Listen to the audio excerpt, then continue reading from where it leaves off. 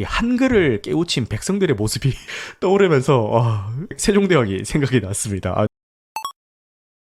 트랜스포머 시리즈의 첫 애니메이션 극장판 트랜스포머 1을 보고 왔습니다. 트랜스포머라고 하면은 2007년에 개봉했었던 이 마이클 베이 감독의 실사화 시리즈를 제일 먼저 떠올리는 분들이 많으실 것 같은데, 그 당시에는 사람들에게 진짜 충격을 줬던 작품이죠. 거대 로봇이 나와가지고 변신하고 싸우는 이 실사 영화를 이 정도 퀄리티로 눈앞에서 펼쳐지게끔 구현을 해놨다라는 게 진짜 놀라운 경험이었거든요. 이 시리즈의 시작은 그랬는데, 이 시리즈가 거듭될수록 이 중국 자본이 들어온 티가 팍팍 나기 시작하고, 눈앞에 펼쳐지는 이 광경들은 갈수록 더 화려해지는데 이상하게 지루해지는 그런 현상들이 반복이 되다 보니까 이제 와서는 민심을 많이 잃은 시리즈이기도 하죠. 인간들이 활약하는 분량이나 인간들에 대한 그 서사가 그 장면만 나오면은 너무 이야기가 축 처진다, 뭐 이런 이야기가 이 시리즈의 고질적인 문제로 계속 지적을 받으면서 많은 팬분들의 팬심이 짜게 식었던 그런 작품이죠. 이랬던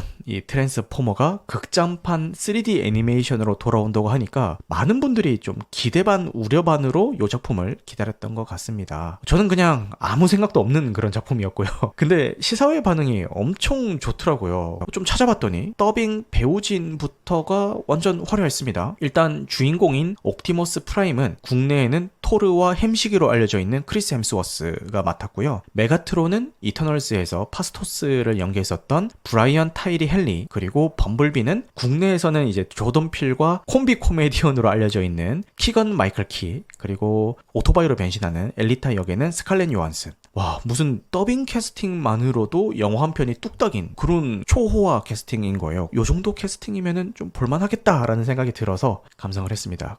이게 더빙을 어떤 배우가 했는지 알고 들으니까 눈앞에서 움직이는 거는 이제 3D 캐릭터인데 그 배우의 모습이 자꾸 투영이 되긴 하더라고요. 캐릭터성에 맞게 작업이 잘 된 것 같아서 보면서 크게 이질감이 든다거나 그런 거는 없었습니다. 제 감상의 결론을 말씀을 드리자면은 볼만했습니다. 근데 이야기가 전개되는 중반부까지는 사실 조금 지루한 감이 좀 있고요. 이 주인공 일행이 능력을 얻고 본격적인 액션이 나오는 중반 이후부터는 꽤 볼만해집니다. 이 중반부를 기점으로 전후 분위기가 다르니까 뭐 평균치로 보자면은 볼만했다, 이 정도로 정리하는 게 좋을 것 같습니다. 저희가 알고 있는 옵티머스 프라임과 메가트론이 각자의 진영의 리더가 되기 전의 이야기를 다루고 있습니다. 원래 이 옵티머스 프라임과 메가트론은 막역한 사이였는데 이 둘이 어쩌다가 대립관계까지 이르렀는지에 대한 그 뒷이야기를 듣는 기분이라서 요 이야기의 큰 줄기는 꽤 흥미롭게 봤던 것 같아요. 옵티머스 프라임과 메가트론으로 각성하기 전에 그냥 일반 오토봇일 때의 이름은 좀 다른데, 이 옵티머스 프라임 같은 경우는 오리온 팩스라는 이름으로 불리고 메가트론은 D16이라고 불립니다. 근데 지금부터는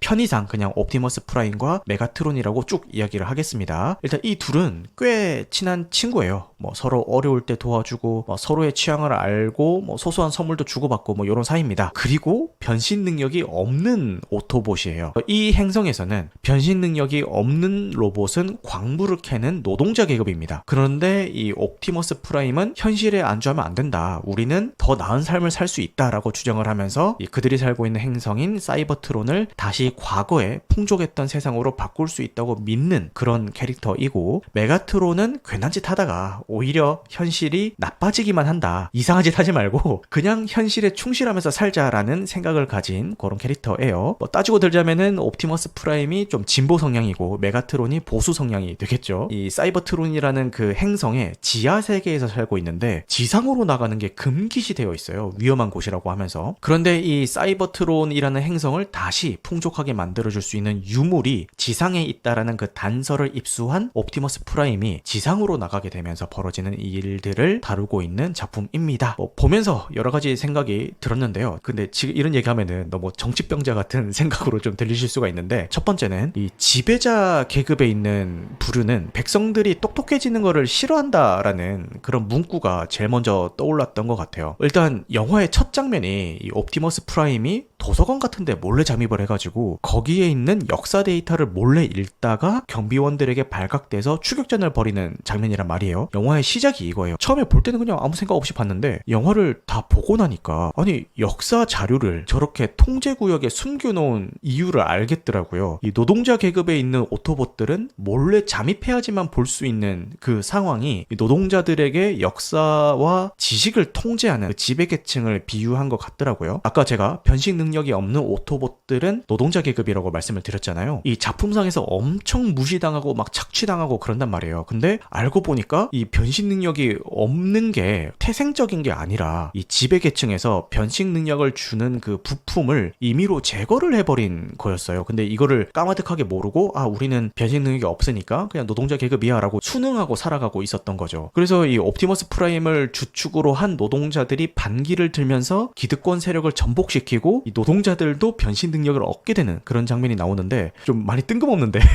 세종대왕이 생각이 났습니다. 왜냐면은 이 백성들이 글을 몰라서 배우기 쉬운 한글을 만들었다라는 이야기가 있잖아요.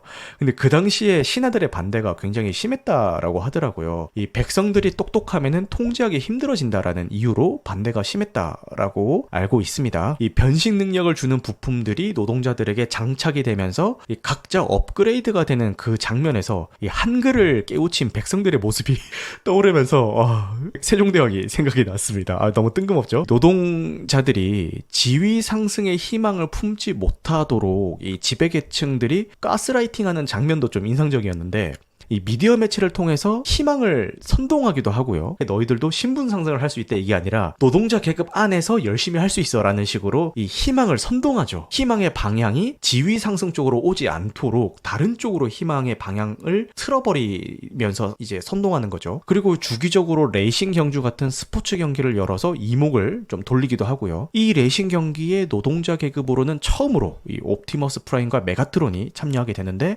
간발의 차로 우승을 못하긴 하지만 그래도 꽤 멋진 경기력을 선보여준단 말이에요. 그래서 이 옵티머스 프라임은 자기가 이 레이싱 경기에 노동자 계급으로는 처음 참여를 해서 멋진 모습을 보여줌으로 해서 우리 노동자 계급도 해낼 수 있다라는 그 희망을 노동자들에게 보여주기를 원한 건데 이 지배계층은 옵티머스 프라임을 열심히 잘했어라고 칭찬을 하면서도 그 사례를 너희들도 이제 잘할 수 있어 이게 아니라 더 열심히 노동할 수 있는 동기부여의 수단으로 쓰려고 하죠. 그래서 이런 요소들이 꽤 현실적으로 좀 다가오더라고요. 왜냐면은 저희들도 이제 저희가 의식하지 못하는 사이에 현실에서도 충분히 일어나고 있는 이 사다리 차기의 그런 느낌적인 느낌이랄까요? 그리고 옵티머스 프라임이랑 메가트론이 능력을 얻고 각성한 후의 모습도 좀 흥미로웠는데 메가트론은 그동안 본인이 지지했던 지배계층이 알고 보니까 본인의 사회적인 지위를 유지하기 위해서 거짓말과 가스라이팅을 일삼고 있었다라는 것을 알게 된 후에 삐뚤어지죠. 그리고 삐뚤어지는 걸 넘어서가지고 불필요한 희생은 이제 필요 없다라고 주장하는 옵티머스 프라임을 배신까지 해버립니다. 이걸 보면서 든 생각이 이 권력과 같은 힘은 주어져 봐야 그 사람의 본성을 알 수 있다라는 말이 좀 생각이 났어요. 감투를 쓰니까 좀 돌변하는 경우도 있고 이 자리가 사람을 만든다라는 그 이야기가 뭐 좋은 사례로 이야기가 될 때도 있지만 안 좋은 사례로 이야기되는 케이스도 뭐 굉장히 많이 있죠. 여기서는 좋은 사례가 옵티머스 프라임이 될 것 같고 안 좋은 사례가 메가트론이 될 것 같습니다. 이 트랜스포머라는 요 제목이 변신하는 자들이라는 의미가 아무래도 제일 강하겠지만 여기서 보여주는 이 옵티머스 프라임이나 메가트론의 모습을 통해서 이 혁명가라는 그런 느낌으로도 쓰였다라는 생각이 들었습니다. 이 작품을 보면서 좀 들었던 생각들을 제가 좀 심각하게 이야기를 했는데 사실 심각하게 보셔야 되는 작품은 전혀 아니고요. 그냥 가볍고 경쾌하게만 보셔도 충분한 작품입니다. 제가 여기서 언급은 안 했지만 여기 나오는 범블비가 쉴 틈 없이 떠들거든요. 빵빵 터지는 정도의 개그까지는 아니지만 저거 좀 귀엽네 이 정도의 개그 타율은 되는 것 같아요. 그리고 액션도 꽤 훌륭하고요. 이 실사화 작품에서는 뭐 퍼시픽님만큼은 아니지만 그래도 로봇들이 덩치가 있으니까 다소 좀 육중한 느낌이 있었잖아요. 여기서는 상당히 날렵하고 스타일리시한 액션을 보여주는데 엄청 화려합니다. 특히 그 후반부에 벌어지는 액션의 연속들은 진짜 화려하게 잘 연출을 했습니다. 보면서도 와 싶더라고요. 그거는 기대해보셔도 좋을 것 같습니다. 근데 문제는 제가 지금까지 이야기했던 이런 좋은 점들이 모두 작품 작품 중반 이후에 나옵니다. 그래서 이 주인공 일행이 힘을 얻기 전까지는 다소 좀 지루한 느낌이 좀 있고요. 그래서 이런 부분 때문에 호불호가 조금은 나뉠 수도 있을 것 같다. 그런 생각이 들었습니다. 설사 이 작품이 불호일지라도 최근에 나온 실사와 트랜스포머 시리즈보다는 훨씬 좋은 작품이라는 거는 다들 동의를 하실 것 같으니까요. 이 실사와 작품과는 다른 이야기이긴 하지만 프랜차이즈의 부활의 신호탄 같은 역할은 충분히 잘 해줬다라고 생각이 되는 작품이니까 기존 시리즈의 팬분이시라면은 무조건 챙겨봐야 되는 그런 작품이 아닌가라는 생각이 듭니다. 유머나 액션 위주로 유쾌하게 보려면은 얼마든지 그렇게도 보실 수가 있고, 요 지배계층과 노동계층 간의 갈등 구조를 생각하면서 보기에도 좋은 작품이었던 것 같습니다. 네, 전체 관람가 등급이기도 하고 더빙 상영도 하고 있어서 한 초등학생 정도 되는 남자아이들이랑 보기도 좋을 것 같고요. 어른이 보기에도 나쁘지 않은 작품이라는 생각이 드니까 아직 못 보신 분들은 극장에서 보시면은 좋을 것 같습니다.